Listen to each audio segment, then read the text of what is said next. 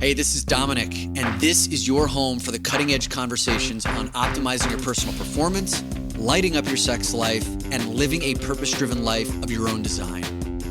These are the topics that Dominic and I have both struggled with in our own lives and still don't always get right. This is Brian. Welcome to the Great Man Podcast. In the dead of night, when his family is asleep, a father is crippled with loneliness. Among a group of friends, a straight man fears saying something that may get him called gay. And around the world, each and every minute, a man commits suicide. These are some of the many undiscussed mental health issues that plague men and the people who love us unnecessarily. As we are now officially in Movember, a month dedicated to focusing on men's mental health issues, we've brought back a popular guest, a doctor of men's health who came on the show way back when the pandemic was just starting to break out, Dr. Myles Spar. So who is Dr. Myles Spar? Dr. Spar is a medical doctor focused on integrative men's health. His first time on the show, he came to discuss optimal men's health. We talked about things like fitness, nutrition, creating a purpose for your life, hormone balance, and of course, one of our favorite topics, dick stuff. He is now the chief medical officer of Vault Health, a men's health company providing at-home services focused on optimizing sex, body, and brain health. They're a company that you can get hormone panels done, hormone treatment therapies, peptides for energy, these kinds of things. We discussed it on the show today. Vault was actually the first FDA-approved at-home COVID test provider, and I've used their services. They're very fast, they're reliable, great turnaround time and experience in using them. Dr. Spar is also the author of Optimal Men's Health, and the famed Dr. Andrew Weill wrote the foreword to his book. And Dr. Myles is also a member of the Great Man Mastermind. We interviewed him way back in March, and after the conversation, Brian and I invited him into the mastermind, and Myles has been a strong contributing member of the group for the past 7 months. So in this episode, Dr. Spar talks about why men can be surrounded by people and still feel alone, a sense of loneliness, like that father I mentioned at the beginning of this episode after his family goes to sleep crippled by loneliness. Why and how men are dying to open up to other men, but the conditions need to be right for us to feel safe, to open up, and those conditions are often quite hard to find. Why millennials and Gen Z men seem to be far less confined to the rigid traditions of what masculinity is, quote, supposed to be. Dr. Myles talks about why being 45 and feeling 45 do not have to be the same thing if you learn how to take care of yourself. I ask him at the end of the episode whether too much ejaculation can have a negative effect on your life force, and he's got some interesting answers there. And I think one of the most powerful and provocative parts of this conversation today is a topic that we've never dived into in any meaningful length on the show, is a conversation about how latent homophobia in straight men can adversely affect so many facets of his life, like preventing the forging of deep bonds with other men or showing vulnerability. And what makes this conversation so impactful is that Dr. Spar is a gay man. I'm a straight man. And I had an opportunity to open up to him in a way on the show that I've never done before about some of the conditioning that I experienced growing up about fears of being called or perceived as gay. Now, first and foremost, I grew up raised by parents who taught me to be loving and accepting of all people, regardless of race, religion, sexual orientation, disabilities. My sister is special needs, and they raised me right. So I've always been loving and accepting of all people, regardless of the differences and the similarities that we share.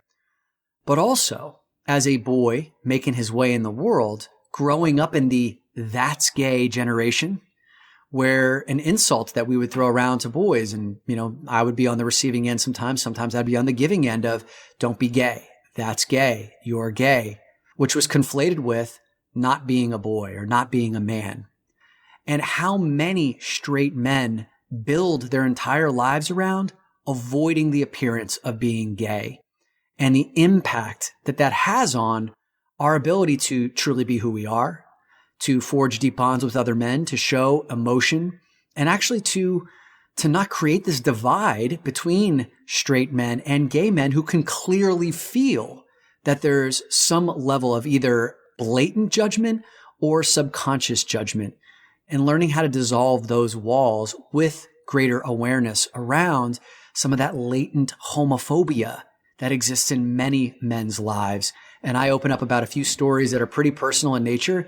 And I would say, trigger warning, I do open up about some sexually explicit experiences that I've been engaging in recently, heterosexual ones, where I talk about it openly as a teaching tool, a teaching lesson to further this conversation.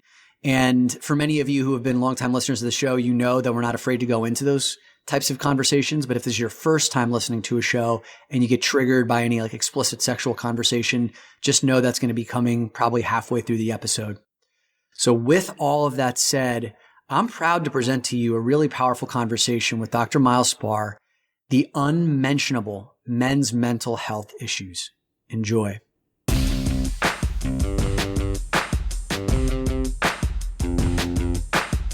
Well, Myles, welcome back to the show. And the last time that you were here, or the first time you were here, was on March 6th, 2020. You were our very last in-person interview just as coronavirus was exploding. Life has changed a little bit since we've done this last. Yeah, just a wee bit. God, doesn't it seem like a world ago? We were like a foot and a half apart between you and Ryan, which now, just to imagine that, it's like shocking sitting at a table, being so close together. Sitting at a table, having a conversation, shaking hands. You know, you just launched your book, Optimal Men's Health, and you were on Dr. Oz the day before, and the coronavirus was like just starting to emerge. Remember, we asked you some questions. We're like, hey, what's going to happen with this thing? And I listened to the episode again this morning. And like I told you before we hit record today, I'm like, your commentary held up remarkably well. You were kind of like, yep, a lot of us are going to get it. You know, a lot of us are going to be asymptomatic, but this is going to be a thing that's around for a while. And how is it that you are so prescient about that, Dr. Myles? Well, it didn't take a genius, you know? Come on. If you're not speaking from a political standpoint, you're speaking from a scientific standpoint. I was on a news show, I think, that week too.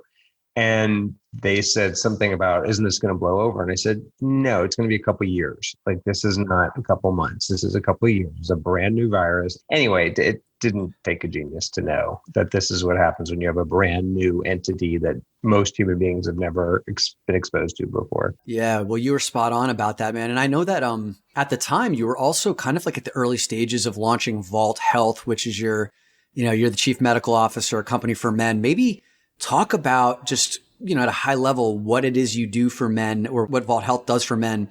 And I know you've experienced some explosive growth over the last 7 months, in part due to the testing services that you provided for coronavirus. Yeah, I mean, we were launching, actually the week after that was our official launch on March 13th, which is hilarious because it was the last day anyone probably went to the office, and we were on the floor, the CEO and I, the floor of the New York Stock Exchange to announce our Series A $30 million funding to launch a national practice for men's health. All anyone wanted to talk about was COVID. We kept saying, well, let's talk about men's health. There's a need for that as well. Yeah, so we didn't get quite the PR buzz that we really wanted. But yeah, we are still building and have continued to grow this national network dedicated to men's health and specialists in men's health, because guys don't really have places to go when they want to perform better. So it's performance-based medicine. It's almost like a new field that hasn't really existed before. I have an integrative medicine background, so it's a cousin to integrative medicine, which is all about how do you prevent problems and focus on what you want to achieve in life and how health can help you get there. And so we're still doing that, and we're spreading out. We're in about 37 states. We were only in 2 or 3 back in March. Now we're in 37, and we'll be in all 50 by sometime in the first quarter next year. But meanwhile, we happen to have built this telemedicine network to provide men's health all around the country, and had people that could provide care via telemedicine. And it turned out that we also had access to the very first FDA authorized test for COVID using saliva, which is more accurate and a lot more pleasant than the nasal swabs. And so the deal was, we wanted to make sure people were collecting saliva the right way. So doing that over a supervised visit with the telemedicine provider was the best way to do that. And that's actually initially how it got approved. And we already had the network going. So we were able to hit the ground running doing this saliva testing. So we're now doing it for states. We built a lab in Minnesota to test everybody in Minnesota. We're testing anybody that wants to go to Hawaii. We're testing tons of universities and summer camps, and yeah, just thousands and thousands of tests. It's amazing how things work out, right? Like you set up the telemedicine ecosystem to support men, and then boom, this like the global pandemic breaks out. So you're well positioned to take advantage of it to supply a need. I've used your tests 3 or 4 times, and they're so easy. I mean, like you order them online, you get them, you talk to someone online, and then you mail it in. And I've gotten my results within, 24 to 48 hours. It's been super fast, faster than like you even advertise. So yeah, it's been an awesome experience. Good. I'm so glad. Yeah, I'm really proud to have been part of trying to get more testing available. That's how we're going to get things back to normal. I mean, it sounds subtle, but we're helping, travelers get to Hawaii, which helps the Hawaiian economy. We help tons of university students get back to school. And then some of them were partying too much and they had to close the school back. Yeah. But still the core mission is still about men's health and trying to make sure that every guy, no matter where you live, has access to someone that gets hormone evaluation and how do I help you perform better cognitively, sexually, and physically. Right on. And we're going to get into the mental health discussion here in a moment, but I think I'm curious to know, with this explosive growth over the last 7 months, obviously a big part of that is going to be the COVID testing. Is there anything else that has surprised you in terms of the realm of growth that around the men's work specifically that stood out to you in terms of what's been successful so far under Vault Health's umbrella? I think probably peptides. We started out with just testosterone basically, and then we were looking what else can we provide guys that help them perform better. And I did a deep dive into peptides, and we started adding those for a lot of different conditions. And they're basically small signaling molecules that are really safe, and they just kind of coax the body into doing more of things it's already doing. And that's been really popular, especially peptides that boost growth hormone. Because giving growth hormone itself is problematic, but taking these peptides that just help the body make a little bit more when it was already going to make it, so not just overtaking the body's natural biorhythms for growth hormone, is really effective and minimally side effect prone. And so that's been really exciting to see guys really respond and help with energy, with cognition, with mood, with sleep, and obviously with body composition. Yeah. So are the men who are taking peptides who are coming to you, are they taking the peptides to increase like performance, or they're feeling like a dip in energy? And I mean, I know it's probably all of the above, but is there one that kind of... Yeah, I mean, it's our typical guy. I'd say we have a few different, like one main typical guy is I'm feeling 45 and I don't want to feel 45. I don't understand why I'm feeling 45.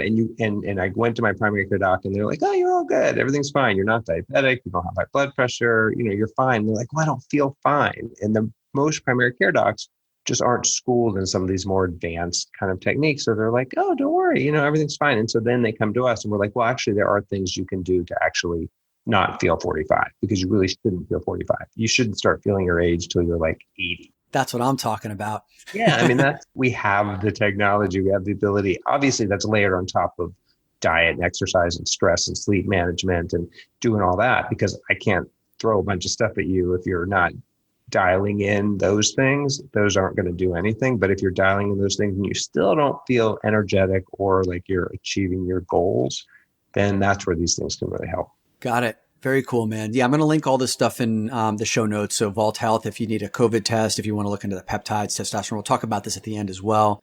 So yeah, let's shift into this conversation around men's mental health. I know it's a huge conversation, particularly in the month of November and Movember, and we're going to talk about that in a second.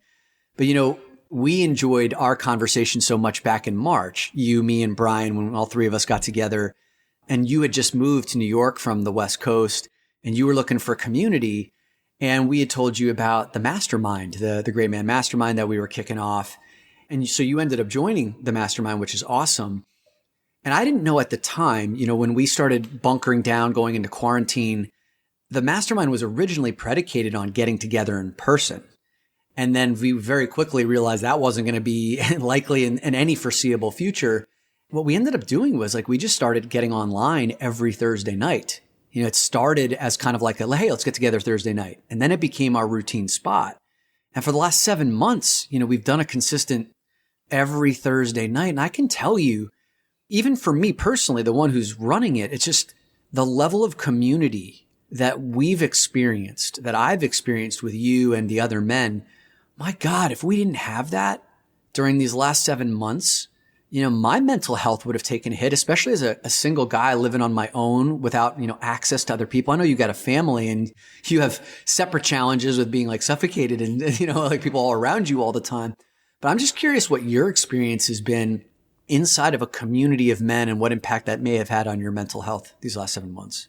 Yeah, I mean, so many layers of that. I mean, number one, yes, totally agree. It's been a thread or a lifeline or rope, whatever you want to call it, throughout this pandemic that's been really helpful to have this consistency of a group that's there for each other, that's showing up at the same time every week. I think that's just been amazingly helpful.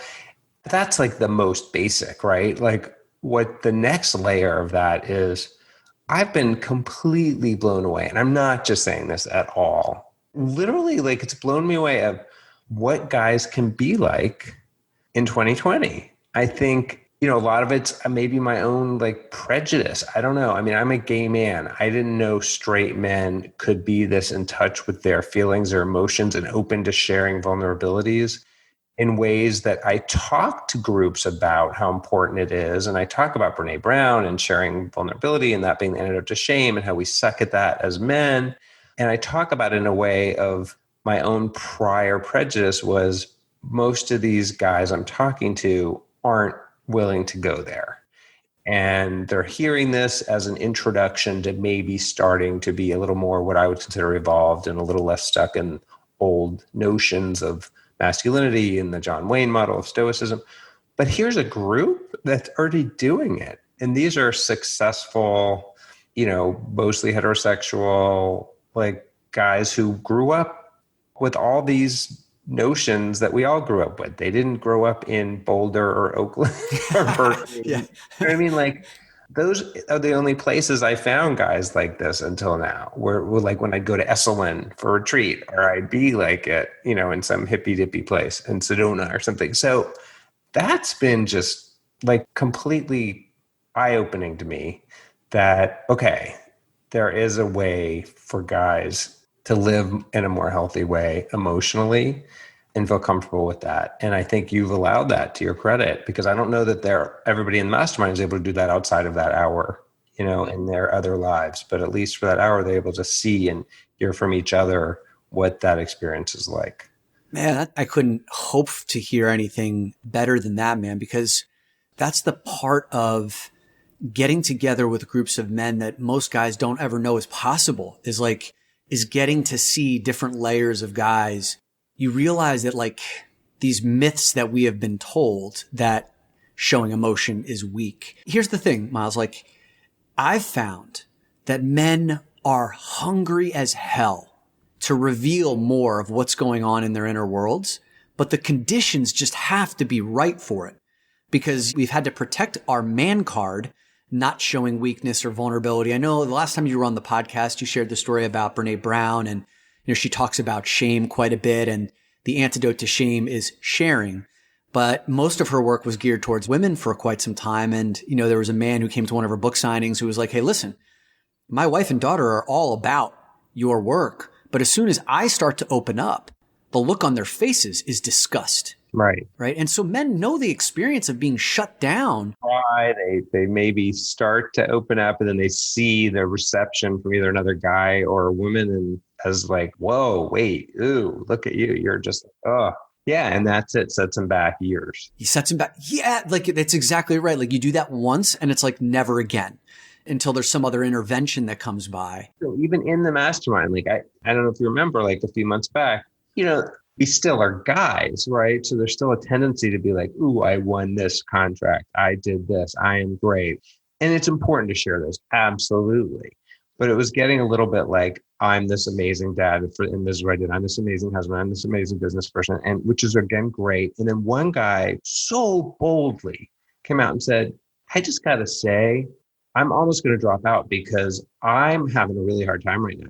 And I have all this shit going on, and I don't know how much is my fault. I don't know how much is other people's fault. But I don't feel really comfortable sharing any of it because all you're doing is going, I'm great at this. I'm great at this. And everybody came to support. Everybody was like, oh my God, you're so right in a way. And we want to make sure we share the good, but we also don't make people feel like they can't share what's going on that they're either ashamed about or scared about or anxious about. And we're here for you, and let's have a one-on-one. And that said it all right there. Like, that was like, yeah, we can have both. We can be like, ooh, me, man, me powerful, but also me scared, me fucked up, me shamed. Yeah.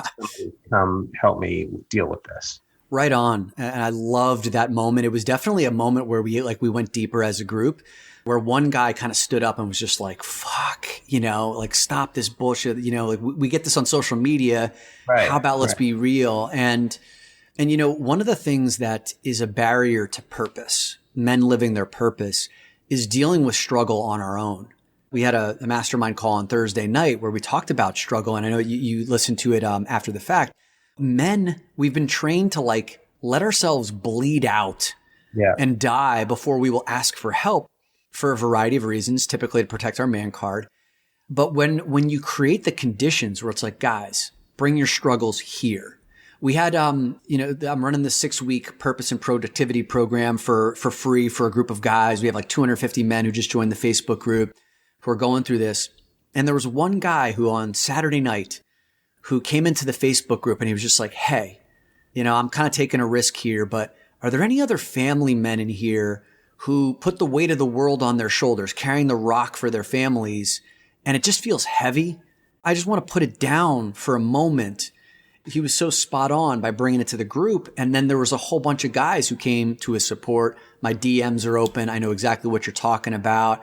You don't have to carry it alone, brother. There's so many of those opportunities available that go untapped. Absolutely. A parallel group that you introduced me to, I believe, Every Man, which is a great support system group, and they have drop-in groups. So I've been more involved with them, and it's the same kind of thing. Like, one guy posted, I'm pausing because it really is intense. He posted something to the effect of, every day I go out there and I put on my bright face and my, my manly can-do attitude. And every night, all I can do is wrap myself in a ball until the pain goes away. Oof. When I get home. And so many guys resonated with this. Like, it wasn't like, oh, are you okay? It was like, oh my God, me too. Like, you can't believe the amount of people are like, yes, like, it's this every day I have to come have a drink, or I need to jack off or watch porn. Or I need to do something, or meditate, ideally, something, potentially, something but this idea of that there's this inner pain that so many men were just raising their hand up. I'm raising my hand, even though this is audio. Yeah, it really struck me as both eye-opening and kind of sad, but also encouraged that men were willing to admit that, and also kind of dejected at a society that continues to allow that. It's kind of like seeing homeless people, like, really, in 2020, really? That's still where we're at? Yeah. Anyway, so I think it's an interesting time. I feel all of that. I mean, there was a man who shared a story with me about, I love my family. I've got a wife who I'm crazy about, 2 kids that I'm crazy about. I've got a great job. But when everyone goes to bed, I feel like the loneliest person in the world. Right? Yeah. There's just like no one who understands what's going on inside. And oftentimes the reason why that is because we ourselves haven't gotten to know ourselves at a deep enough level, because if we feel lonely, it's because there's parts of us that we haven't accessed yet and don't give anyone else, therefore, an opportunity to be able to see so they can actually truly know us. Right. And there's been so many studies, back when happiness was all the rage, back in like 2012, 13, there was happiness. Don't worry, be happy. Yeah. Yeah. That song, that was like, decades before that too. But there was like studies about what makes people happy. And I remember there was a study that they said the unhappiest person in the world, in global studies, not just like Western society, the unhappiest person in the world is a 45-year-old man. And they plotted it across the graphs. And like, I forget the guy who he's written like 5 or 6 happiness books. Wow. The reason for it, he was like, this is typically a time in a man's life where he's got the most amount of responsibility, prime earning years, probably has a family and kids, and his work has become his life. And men suck as they get older, and traditionally speaking, at maintaining true friendships, because most of the relationships are work oriented. Right. And so it's like, that becomes where the man feels like, oh my God, I've got the weight of the world on my shoulders and no one who understands, which is why this conversation around men's mental health is so important and why I'm so encouraged, especially by like getting to know some of the listeners of this podcast. We got a lot of young guys, like in their 20s, early 20s, who are going through the 6-week program, guys who are, even in the UK and other European countries who are listening, and in Australia. Those are like our big areas in addition to the US. I'm really encouraged that we got younger guys who are already paying attention to this shit. Cause if I had, that could have probably circumvented a lot of my own life's turmoil. Exactly. Now, I'm very encouraged by Gen Z, I guess it is. There's a much healthier sense. They're much more proactive. Even at Vault, I noticed guys that are younger than we were targeting are coming in saying, what do I do now to stay on my game? Nice. Those of us in our 40s, 50s, 60s, we never said that. We said, we'll wait. And once it's broken, we'll think about dealing with it. And when it's so broken that we literally can't function, then we'll deal with it. Yeah. Yeah. So it is. It's encouraging. Even the millennials too are a lot more proactive. They're much more, what supplements should I take? They're the ones looking at NAD and metformin and rapamycin and anti-aging stuff and really cool ways of how do I make sure that I really stay on my game, especially mentally, because I want to do what I can now. And that's something, we never asked. I'm thrilled to hear that you're getting more Gen Z and millennials and like in the proactive years of their lives. And I think as two guys who are you're in your early 50s, Myles? Yeah. I said this on the last podcast. I'm like, man, you are eating your own cooking, dude. Because like when you came over here last time, I thought you were probably around my age. I'm 41, going on 42 in another week. Like as two guys who are, in those middle years, there'd be nothing more rewarding for me to know that like the generations that are coming after us of men that are left better off, who are more proactive about this stuff. That's great. That's how I want to live this world. Yeah, no, for sure. They're way more hopeful. I mean, even the way they look at sexuality, I've shared with you before how my kids had a friend who I wasn't sure if the friend was gay or straight. It was a female. And I asked them, they were like in 6th grade. And I was like, do you think this person's a lesbian? And literally they looked at me like, I don't know, like that. It would be like saying, do you think this person likes chocolate or vanilla? They're like what relevance does Why is that have a question? Yeah. Anything? Yeah. Like we like to hang out, we like to play the same video games, we like to play tennis, whatever. We like to go surfing. Like, I don't know if she's into boys or girls. Like, unless I want to date her, it's really not relevant. Let's talk about this because, you and I, we brought this up before we started recording and, I'm 41 years old. I grew up in the that's gay generation. Right. Right. Which, and you grew up as a gay man. I think this could be a really interesting conversation where, for me, that's gay was thrown around kind of like, you're not a man, like you're a pussy. All negative, anti stuff. Yes. And so this is how I look at it. And I would love your perspective is there's a spectrum of homophobia. On one end of that spectrum, it's like complete non-acceptance, condemnation of anything gay. Mm-hmm. And then on the other end of the spectrum, and I would call this on the same spectrum, it's the, yes, like I accept and embrace and love gay people. I'm not gay though, and very defensively not gay. You think that I am, right? And I would put myself for most of my life unconsciously in that category because there was and we've talked about this on the show for many episodes where masculinity is this thing that just isn't given to you. It's often earned, and it's earned by fitting into this like man box of you need to be aggressive, never ask for help, never show weakness. Oftentimes it means being straight. And if you're gay, my experience was it pushes you outside the man box. So I worked really hard not to be seen that way. Yeah. So I'll just pause here. Obviously you've grown up in a very different experience. Like, what reactions do you have hearing that from? I can't imagine much of that is a surprise to you. No, it's not a surprise. And it's totally not a surprise. And you're right. There's the extreme, obviously, of real homophobia and hatred toward gays. And we see that in countries where they criminalize it and torture you and could even kill you for it. And we see that on individual levels. And that is still very, unfortunately, pervasive, right? It's very damaging for everybody. Then there's a little bit further along in terms of evolvedness, the spectrum where you're like, you could be gay. That's fine. I'm not going to make fun of you or attack you for it, but I'm going to make sure no one thinks I'm gay because I still really think being gay is associated with not being a man and being weak.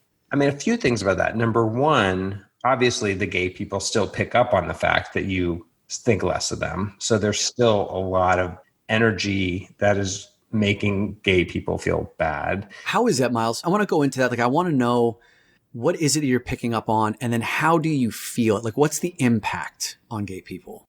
Oh, shame. I mean, just total shame, total rejection, that you'll never fit in. You'll never be a successful part of society. You'll never be respected as much as other people.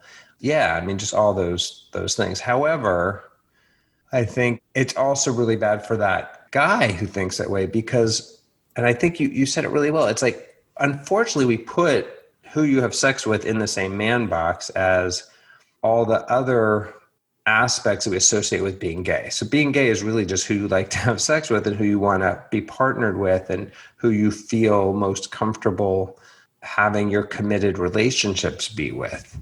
It's not necessarily tied into being more affectionate toward other people, whether it's men or women, or willing to seek help or show vulnerability or be more compassionate. And unfortunately, all that has been tied up societally in with wanting to suck another guy's dick. Yeah. And so therefore, guys aren't willing to exhibit any of those characteristics that are actually really healthy, like being compassionate or even being physically affectionate in a non-sexual way with another guy or showing vulnerability are all really healthy, important ways to be human. And yet we associate those with the gay sex stuff and know that is perceived as shameful in our society. And so we don't let ourselves do any of those things. And that's what's really sad. Yeah. Because it does just make even men who are not homophobic, though, deprive themselves of being healthier emotionally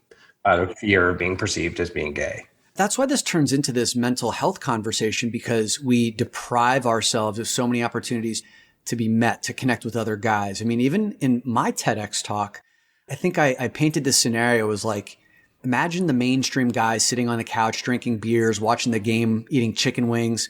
And one of the guys turns to the other and says, "Hey, I'm going to be going to a men's retreat next weekend." And do the other guys on the couch like put the game on pause and be like, "Tell me about it?" Or they more likely say, you're going to pack your skirt and heels for the trip. Right. Right. Because there's some sort of like inference that you're doing gay shit on this thing.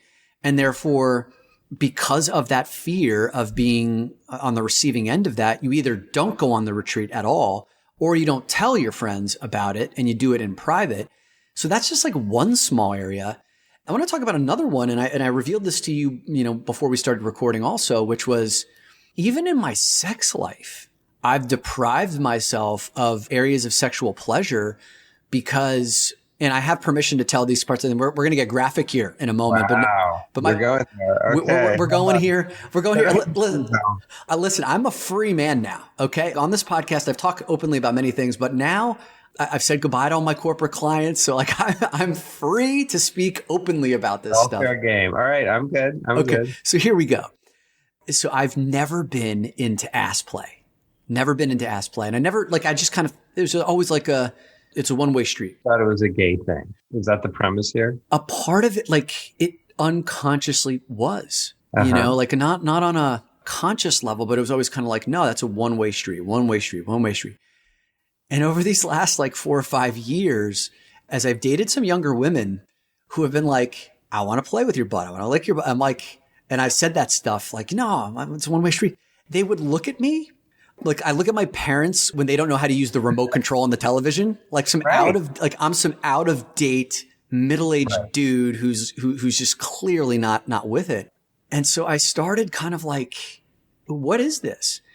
And I went on an ayahuasca ceremony about 2 or 3 years ago, and I haven't spoken much about plant medicines on this podcast. We'll do a deeper dive at a later date, but I had this experience, Myles, where it wasn't just feeling what it would be like to be gay. I was gay. This experience was when you were doing your ayahuasca trip. Okay. Ayahuasca trip. I don't know. If you haven't done ayahuasca, it'd be hard for you to understand this. It's not like you're watching a movie of you being gay. You are in the movie lead character being gay. And so I experienced everything that would come with, well, not everything, sexual experiences that were I guess, gay nature. Am I supposed to say? I don't know how else to say it. Were you topping or bottoming in this ayahuasca? Both, everything, like everything that I could do or have done, it all happened. And it was like, oh, this is great. I'm like, this, like, I like, what have I been missing out on? And as the whole experience went through it, it was just kind of like this, what the fuck have I been? And then it took this turn, kind of like, whoa, when you come down from this trip, you're gay now. And then all of a sudden I got really scared. And it showed me, like, through that fear of, oh my God, I have to tell all my friends. What's this going to mean for my relationships? What's this going to mean for the podcast? What's going to mean? And I know, like, I was so swept up in the fear of all of that, that it also made me look at, why am I so fucking afraid of all of this? And when I finally came out on the other side and I came back down, all of those feelings, the sexual feelings, the same sex desires, like, that left me. I don't have those desires. But like, what was left was, why was I so afraid of all of this? And it showed me my own latent, I would call it, homophobia. Yeah, your kind of internalized homophobia is what we call it as gay men who are kind of, but it's a similar thing.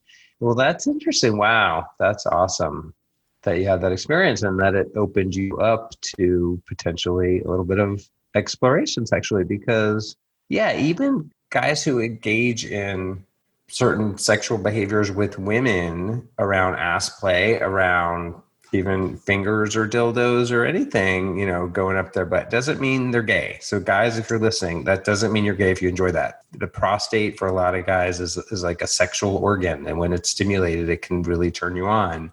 And it doesn't mean you're gay if you have your girlfriend sticking their finger or tongue or a dildo up there. That's really interesting. I'm glad that you were able to kind of be more open to that. Well, so then, I'll bring it up to present day where I had a recent experience. Again, I have the permission here, and I'm not telling this for like braggadocio points. It's like actually to kind of slam dunk your point home. There was a woman who I've started seeing who like, she was kind of like, what the hell is this thing about your ass? Right. And she's like, I'm going to lick it. And she's like, we're going to do this. I was like, okay, I'm going to follow your lead on it. And we ended up doing that. I can't say I fully relaxed into the experience, but it was like, this is kind of awesome, and it felt really good. It felt really good. And I was just like, how much of my sexual pleasure have I been putting on the shelf because of drifting, right? In this like unconscious way. And one of the things that she said to me, she was just kind of like, yeah, I'm a millennial. We're the ass eating generation. Oh my God. I love it. And I thought there was some clever shit that she came up with in the moment. She's like, no, it's like a thing. And I was like, yeah, man, I'm going to tell all my friends that if you haven't had your ass licked by a millennial, you haven't lived yet. Awesome. All right. We'll have to look at that's something on like Grindr or Tinder. That's like a special setting you can. Awesome. Probably is. Good for you. Yeah. And to like broaden it, what else have you closed yourself off to because of fear of, oh, that would make me gay, including opening up emotionally or kissing a buddy on the cheek. If you feel like in Europe, it's interesting. You see older, clearly straight men walking down with, kind of their arms like, Italian men do around each other or whatever you call it when you're kind of in the crook of the other person's arm. Yeah. Anyway, yeah. So what other things other than ass licking forgot that would make you a more evolved human? If you need a gentler first step than ass licking, yeah, it's just, I think one of the things in being in men's group for the past, in some form of men's work for the last 5 or 6 years, just like the embrace of a strong other guy, like when you're going through something rough and then like he grabs you and is just like, hey, let's have a real hug, not one of those baby burp hugs where you slap up guys back. It's like, it's something where you can feel held. I got you. Yeah. Yeah. Yeah. We don't realize how much we need that until you actually feel it. You're like, man. And also like, I understand now why women or how women want to be held, because like when I've been on the receiving end of that, know what that feels like. I know when a woman's like, no words can do it right, but like a wordless hug with the right amount of breath and right amount of pressure can just calm her nervous system. Yeah. Well, it's even more subtle. It's even looking into another guy's eyes.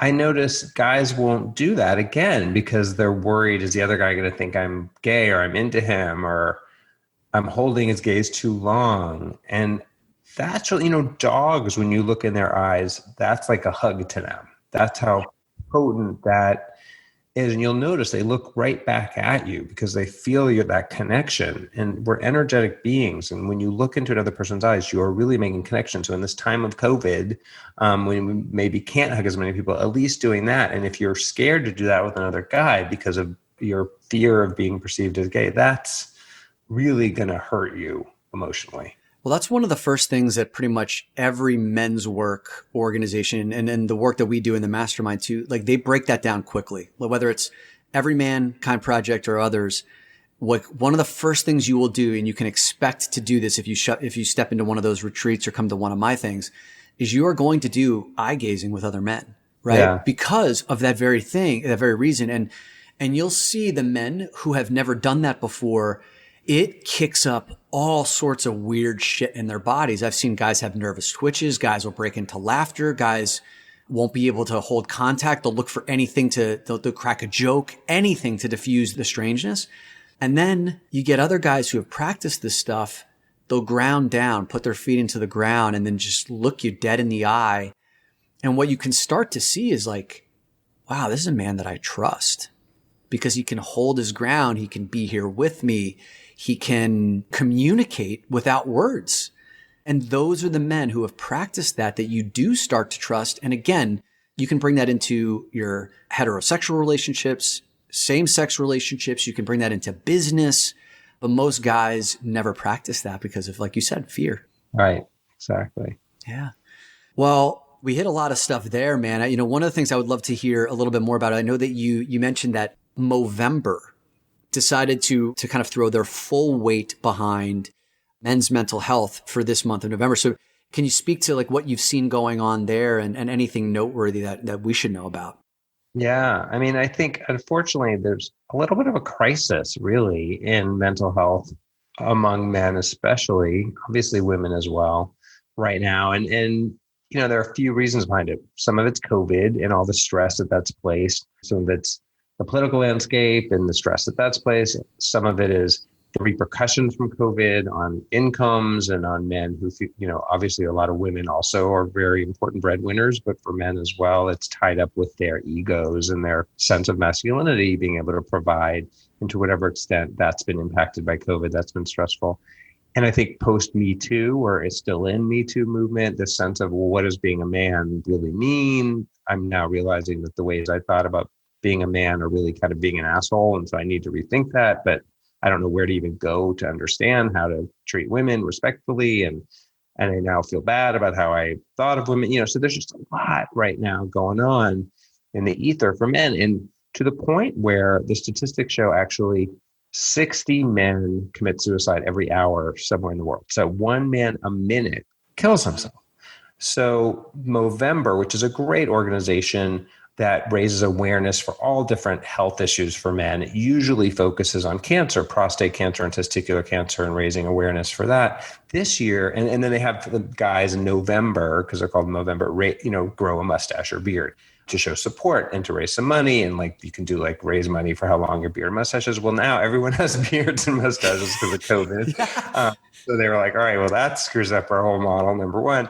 But number two, they thought, look at these numbers in mental health, and while prostate cancer, testicular cancer are huge issues still, this mental health thing needs to become well known, what a crisis it is, especially for men, and these numbers of men committing suicide. So this year for Movember is really focusing on raising awareness for men's mental health. They're asking guys to either run or walk 60 miles during the month of November and commit to doing that and join a team for doing that. We're doing that at Vault for Vault staff. We're going to be inviting Vault patients to join our team, and you can raise money if you want to for that organization or another organization. But really the most important thing is raising awareness that this is an issue that we need to figure out how to get men to realize before they get to that point of feeling suicidal, there is help out there, and how do we support the organizations offering that help?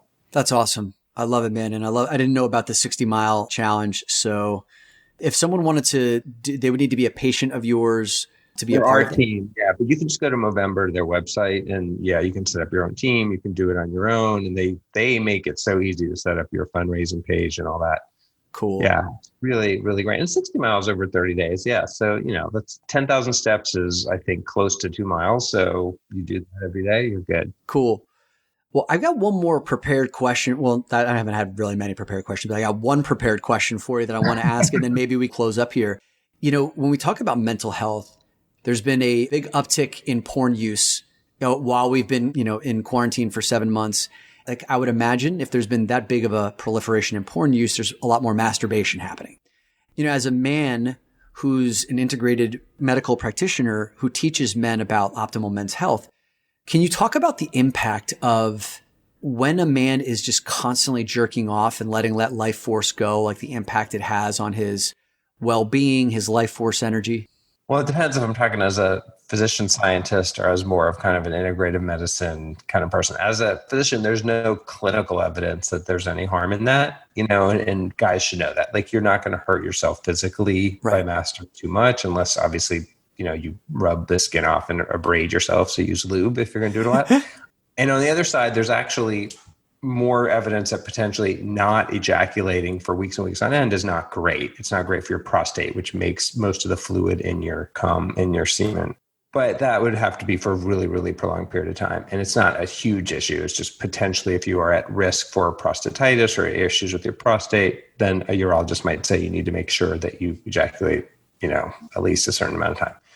But yeah, spiritually, it's interesting. It's like tantric kind of ideas around sex. And I definitely believe there is an energetic release when a guy ejaculates, that in not ejaculating, it does a few different things. Number one, it teaches you self-control, and it teaches you how to reroute your energy around your chakras. We all have these from kind of Ayurvedic and ancient Indian medicine, these energy vortices in our bodies. And when you ejaculate, you're really focusing your energy on your chakras down around your genitals and in your kind of root chakras. And that does kind of pull the energy away from some of the other centers. So if you're really focusing on being more heart-centered or being more spiritually centered, like from your third eye, those are different chakras, different energy centers. And so if you're constantly pulling the energy down around the energy centers on your genitals, you aren't allowing as much energy to kind of flow through some of those other areas. So I certainly believe that, and I think a lot of people do. Mostly, I think the most important thing is try things out for yourself. If you're like, I want to work on connecting to people in a heart-centered way, then try focusing on that and not ejaculating. And then try focusing on that and jack off every day and see if you notice a difference. Or if you're trying to be more spiritually minded and doing meditation or prayer or something that helps you connect to source better, again, try doing it for a week or two without ejaculating at all in that time frame. And then try doing it where you are masturbating every day and see if you notice a difference. Most people would notice a difference. That's great stuff. I've become a fan of Dr. Joe Dispenza's work. His book, Becoming Supernatural, is one of the more impactful books that I've read in my life. And, one of the things about the chakras that you're talking about that he introduced me to was the energy in our like root chakra, which is, where your sexual organs are, is really associated with survival energy. And I know that because like down in that area, like that's what I used to survive many years of my life, like to navigate the anxiety, stress, whatever. But like to pull that energy up into those other areas, like you said, your heart or maybe like your throat or your head, in your mind. When I stopped jerking off as much and letting go all of that stuff go, I found that I had greater life force, more creativity, better ideas. Mm-hmm. Yeah. And I just felt like when I walked through life, things were more vibrant. I was like more sensitive to smells, colors, touches, taste versus when I'd like drained my tank. Everything felt a little bit duller and grayer. And that's just my, that's just my lived experience. I just wanted to add that to your commentary as well. Yeah, I think most guys feel that way, but there are some guys who I hear from men, sometimes the opposite. It's probably the minority where they do actually feel a little more alive when they masturbate or have sex with somebody, that it actually helps them feel more grounded. So maybe guys who are already kind of spaced out a little bit or, living in their head all the time, maybe they're the ones that really actually need something to help ground them in earthly delights and pleasures, to use like biblical. And guys who are having a harder time being more spiritually minded should do the opposite and abstain. Yeah. I think everything's individual. I'm glad you brought that in. So Myles, thank you, man. This has been we've kind of had a sprawling discussion, covered a lot underneath the umbrella of men's mental health. Yes. Yeah. A guy who's really vibing with what you're putting out, where would you point him next? I would say check out what we're doing at Vault Health. We're doing partnerships, with organizations that support emotional and mental health. We have a newsletter that goes out every week. And then I also have my own newsletter under Dr. Spar, drspar.com. That goes into some of these a little bit more, but all my professional work is through Vault Health. So definitely go there to see what resources we have. And we're definitely going to be expanding those in this realm, especially. Like I said, we're supporting Movember this November, and that's just the beginning of really highlighting what we can do for awareness for men's mental health issues. Love it. Thanks for coming back, Dr. Spar, and hopefully I just called you Dr. Spar. It's the first time in a long time I've called you that. Yeah. There you go. Finally, respect. It's finally some respect. Also, I'd say, we also have our podcast. It's called the Get It Up podcast, and it's by Morningwood Productions is the name of our production company. Yeah. So yeah, and it's kind of like you were talking about ass licking. We talk about everything. We talk about what's the right amount of cum to have? What do women really want? What do guys really want? How big a dick do you really need to have a good sex life? Any questions guys always want to ask and never know where to ask. Myself, as an internist, my partner, who's a urologist, is my partner in Vault Health, and our CEO, Jason, get on there and answer guys' questions who phone in any kind of bizarre voicemail you could ever imagine. So I bet. I've been on your show. It was an awesome time. You guys ask great questions. Is there an episode that has performed particularly well, or one that you would think a guy who's going to listen for the first time might enjoy? Yeah, the number one episode is called Frank and Beans. And it's all about dick and balls and anything you need to know that you were afraid to ask. I'm going to link that one, Frank and Beans. Holy shit. We should do an episode together called Frank and Beans. There you go. All right, that'll be your third trip around this podcast.